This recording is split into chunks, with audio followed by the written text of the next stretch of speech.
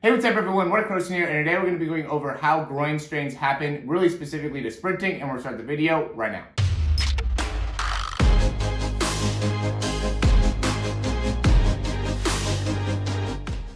All right, so this ends up being a common thing that happens to athletes is when you get to your top speed, you get to a point where if you don't have the right range of motion within the hips, there ends up being a groin strain. And really the muscles are adductors or what they're called. And the adductors really run around like the whole inside part of the leg here. And they actually are running more in this direction, right? So you have a few different muscles that end up being considered, groins, and that's how they are. So they're all kind of separated like this. I don't want to go too much into the anatomy of it all, but I do want to get into some of the actuality of what happens. So we have me here on the right, then we have another athlete who's been suffering with really chronic groin injuries. And this was really the first time I got this angle of his sprinting, and it really helped a lot in being able to help solve the problem. And so what we can see here is we see that, as he's going through, you get the left leg swinging back right here. And now the left leg ends up coming and driving through, right? So we can see kind of the transition that's happening. And what happens is that there ends up being a pretty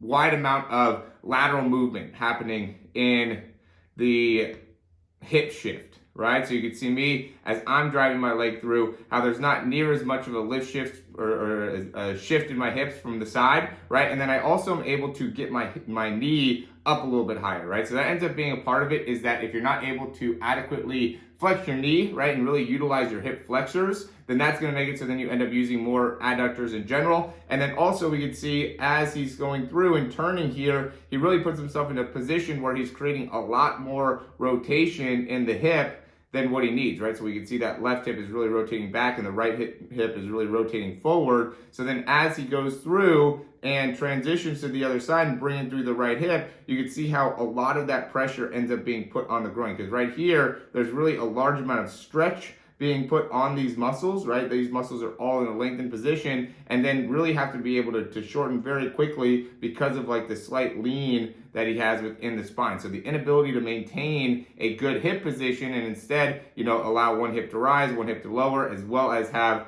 one hip kind of come forward while the other hip comes back. And that's kind of a natural thing that happens. I'm going to quickly interrupt this video just to say if you like the information, go ahead and click that thumbs up, subscribe to the channel, and we're going to hop right back into the videos, right? Is that as your hips kind of rise up, that hip will also kind of shift forward, right? And vice versa. As one of the hips kind of goes down, that hip will also shift back, okay? But then we compare that to me, and you can see as I'm going, I do get rotation in my hip, but then there also ends up being that time where I have that good hip flexion and I'm pulling my foot down underneath. And so this pull down right here aligns my hips back up and makes it so then when I'm striking the ground and bringing my knee through, I'm coming through with the healthy position within my hip in comparison to when you're coming through in a non-healthy position with one hip higher than the other, and really from a very rotated position of the hip really starts to put a lot of strain on those hip flexors and on that groin specifically. So that ends up being a big difference there. I don't want to make this too long of a video, but I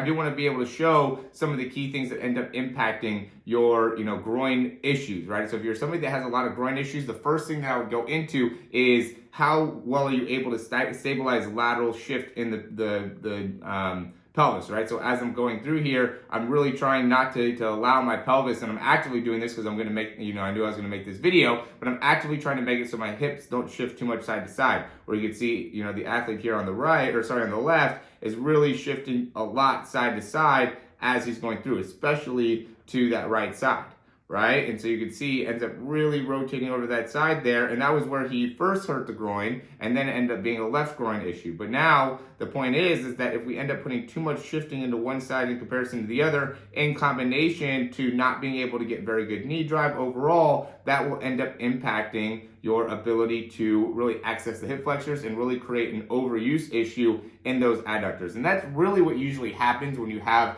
reoccurring problems, right? Either it's a hamstring issue or an adductor issue. It a lot of times comes from a overuse and your body just gets to a point where it can't handle it. With like the hamstrings, a lot of times it goes more into like not being able to control the stretching part of the hamstring. So you want to eccentrically be able to lengthen and then be able to contract it. With the groin, it ends up being just an overuse where you're not utilizing the hip flexors enough. And because of that, you end up getting into, a similar issue where you're stretching too much within the adductors and then utilizing too much of those muscles to create hip flexion, when instead they're more supposed to be stabilizing side to side movement and helping your pelvis overall stay in alignment, where your hip flexors are supposed to be bringing the knees up. So that ends up just being the issue, is it's a muscle group that is doing too much extra work, and because of that is overused, and that ends up leading to groin pulls. So as always, guys, if you like the information, go ahead and click that thumbs up down below. Subscribe to the channel if you haven't already, and if you have any questions, comments, or recommendations, you can leave those down below. And like I said, if you are interested in improving your mechanics, check out that speed breakdown down below. That really helps you out a ton. You can either do the speed breakdown or the speed program. Either one puts a huge emphasis on your ability to improve your mechanics and just get a coach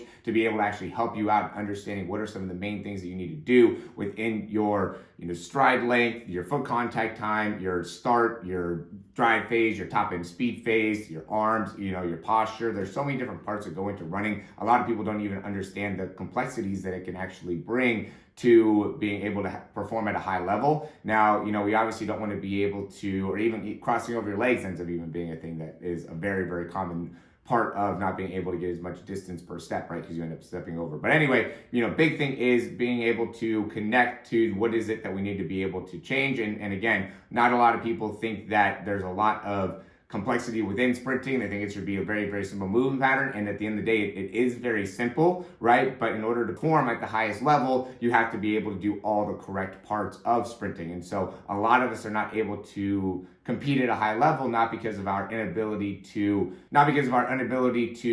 lift enough weights or jump high enough or anything, just not having the proper teaching and proper understanding of what are the right mechanics when running is really the primary reason why that ends up being an issue. So as always, guys, check out the description down below. Speed breakdown, speed program, either one of those are going to provide massive value for you and really make it so you can improve tremendously within your sprinting. So as always, thanks for watching the videos. If you're still watching right now, click that thumbs up. That helps us out a ton. Subscribe to the channel, and we'll talk to you soon.